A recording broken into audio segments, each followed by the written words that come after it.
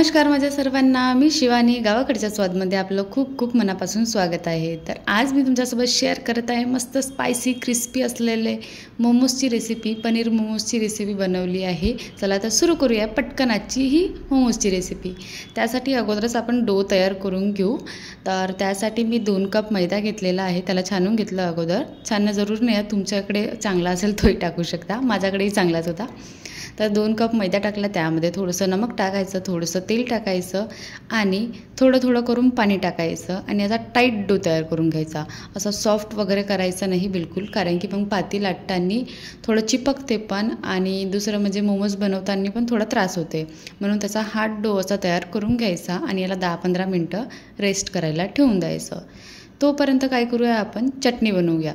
चटणी बनवण्यासाठी मी 4 छानपैकी असे लाल लाल टमाटर घेतलेले आहे आणि तिची जी मागची साईड आहे ना, ती अशी कट करून घ्यायची, जी थोडीशी कडक असते. आणि तिला असं 4 भागामध्ये कट करून झाल्यानंतर आपल्याला उकळत्या पाण्यामध्ये याला शिजायला ठेवून द्यायचं आहे. सोबतच त्यामध्ये 5-7 लाल मिरच्या आणि सोबतच 10-12 लसणाच्या कऱ्यासुद्धा टाकलेल्या आहे. आणि जोपर्यंत चटणीचे ते साल निघत नाही आहे टमाटरचं वगैरे, तोपर्यंत मी भाजीचं कट करून घेतलं.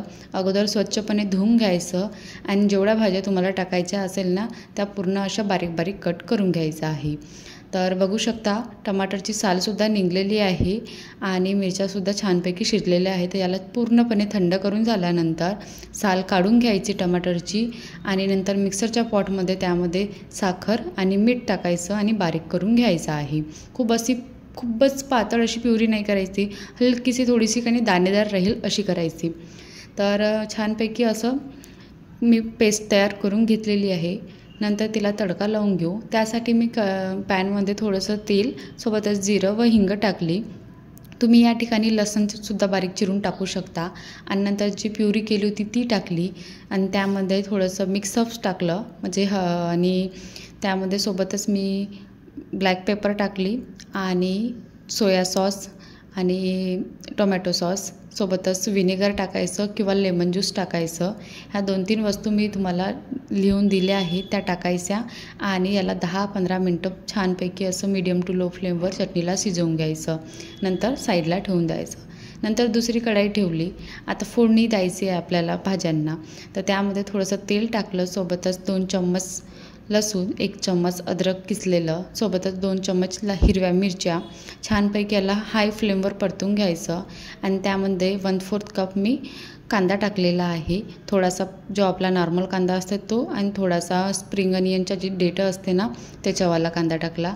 नंतर अर्धा कपच्या जवळपास मी गाजर टाकलं छानपैकी चॉप करून आणि सोबतच शिमला मिर्च टाकली 1/4 कप आणि अर्धा कपच्या जवळपास गोबी टाकलेली आहे. आता यामध्ये भाजायचं प्रमाण तुम्ही कमी जास्त तुमच्या आवडीनुसार करू शकता.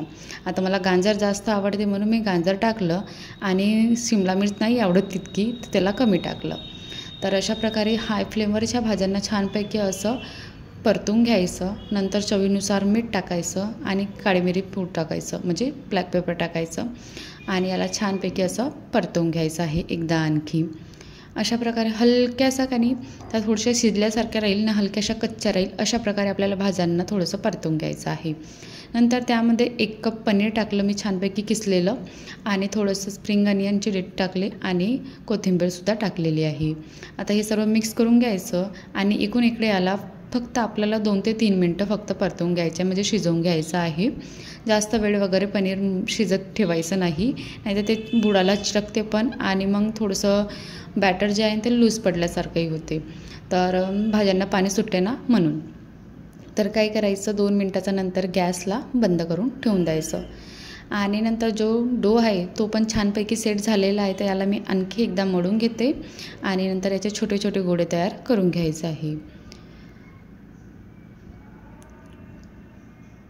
तुम्ही एकसाथ मोठी पोळी लाटून नंतर त्याला अशी काप वाटीनं करून पण करू शकता किंवा तशा प्रकारे न करता ही एक सोपी पद्धत असते, म्हणजे आपल्याला बरोबर पटकन करता येते असं वाटते मला. तर छोटे छोटे गोळे बरोबर करून घ्यायचे आणि अशा छोट्या छोट्या पुऱ्या लाटून घ्यायच्या आहे. खूप जास्त पातळ नाही, खूप जास्त अशा जाड नाही, मीडियमच लाटल्या मी.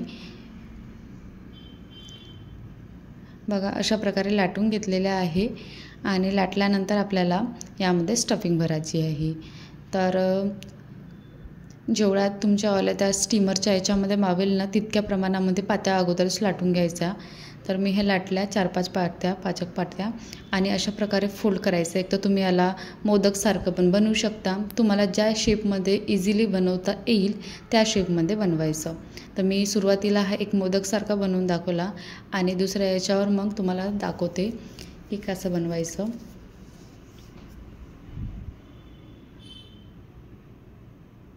खूप जास्त अशी स्टफिंगसुद्धा नाही भरायची आणि खूप जास्त कमीसुद्धा नाही भरायची। तर ही प्लेट अशी फोल्ड करायची, त्याच्या साईडला दुसरी, त्याच्या साईडला तिसरी, चौथी, अशा ह्या साईडने असं फोल्ड करत राहायचं आणि जो इकडच्या साईडच्या जो पूर्ण पातीचा फोल्ड आहे त्याला असं चिपकवून घ्यायचं अशा प्रकारे। आणि हे मोमोज असेच तयार करून झाल्यानंतर जे स्टीमर आहे, स्टीमर नसेल ना तर अशी छाननी असेल ना त्याला तेल लावून घ्यायचं आणि नंतर जे मोमोज तुम्ही बनवलेले आहे ते त्यामध्ये ठेवायचे। अशा प्रकारे ठेवायचे आणि नंतर त्यावर थोडंसं मी तेल लावलं जेणेकरून चिकटणार वगैरे नाही, चिकटत नाही म्हणा, बट छानपैकी कलरसुद्धा येते। सपोज तुम्हाला असे स्टीम केलेले मोमोज खायची इच्छा असेल फ्राईड न करता तर तसे पण तुम्ही इझिली खाऊ शकाल, यासाठी मी तेल लावून घेतलं। तर अशा प्रकारे आणखी मी तुम्हाला बनवून दाखवते। साईडने असं फोल्ड करायचं आणि चिपकवायचं आणि दुसऱ्या साईडने पूर्ण मग असं त्या प्लेट्सला चिपकवून घ्यायचं। बघा अशा प्रकारे तुम्हाला जे इझी शेप वाटत असेल ना, मोदकसारखी पण किंवा आणखी एक दुसरी शेप आहे ते करून बघितले मी, पण ते काही बरोबर जमत नव्हती मला, तर मी ही साधी सिंपलवाली केली। ते ही इझिली कोणाला पण जमू शकते अशी आहे। आणि मेन म्हणजे तर काय आहे, सुरुवातीला कोणाच्याच हातांनी पण लवकर ह्या मोदकच येत आहे मला, मोमोजच्या शेपनं बनत नाही। तर जसे जसे तुम्ही बनवाल ना तसं तुम्हाला बरोबर आणि ही मोमोज तयार करता येईल। तर 10-15 मिनटानंतर स्टीमरमधल्या ज्या मोमोज आहे ते सुद्धा छानपैकी शिजलेले आहेत, त्याला मी काढून घेते आणि त्या ठिकाणी मग दुसरेवालेसुद्धा शिजायला ठेवून देते। त्यालासुद्धा असं शिजवायला ठेवून द्यायचं, वरून थोडंसं तेल लावायचं आणि 10-15 मिनटं शिजवून घ्यायचे। आता जे स्टीम झालेले मोमोज आहे, तुम्हाला असे आवडत असेल तर असे तुम्ही चटणीसोबत खा, नाहीतर माझ्यासारखे असे क्रिस्पी आवडत असेल ना खायला तर क्रिस्पी करण्यासाठी तेलामध्ये छानपैकी कडकडीत तेल करायचं आणि त्यामध्ये अलटपलट करत पकोडे तळल्यासारखे याला तळून घ्यायचे मस्तपैकी। बघा अशा प्रकारे। आणि जी वरची बाजू आहे ना तिला छानपैकी अगोदरच शिजवून घ्यायचं, कारण की ते थोडं जास्त मैदा असते तर शिजायला थोडा वेळ लागते, तर तिला छानपैकी असं शिजवून घ्यायचं। अशा प्रकारे मी बाकीचे पण मस्त फ्राय करून घेतलेले आहे। तुम्हाला कोणत्या प्रकारचे स्टीमवाले आवडते की असे फ्राईड केलेले की वेजीसचे की पनीरचे की आणखी कोणत्या प्रकारचे, जे आवडत असेल ना ते मला कमेंटमध्ये सांगा, जेणेकरून मी ते सुद्धा बनवण्याचा प्रयत्न करणार। अशा प्रकारे सर्व मोमोज मी फ्राय करून घेतले। बघू शकता किती सुरेख कलर आलेला आहे आणि चटणी तर अति भारी झाली होती। मला वाटलं नव्हतं की इतकी चांगली होईल म्हणून, पण खूप मस्त झाली होती। आणि अशाच प्रकारे ही रेसिपी आजची तयार झालेली आहे। तर तुम्हाला तोडूनसुद्धा दाखवते की ती अगदी क्रिस्पी झालेली आहे मस्तपैकी। आतमधनं सुद्धा पनीरची टेस्टनं खूप मस्त वाटत होती। एकदा तरी तुम्ही हे पनीर मोमोज बनवून बघा आणि मला कमेंटमध्ये सांगा कशी वाटली आजची रेसिपी आणि चॅनेलला सबस्क्राईब करा।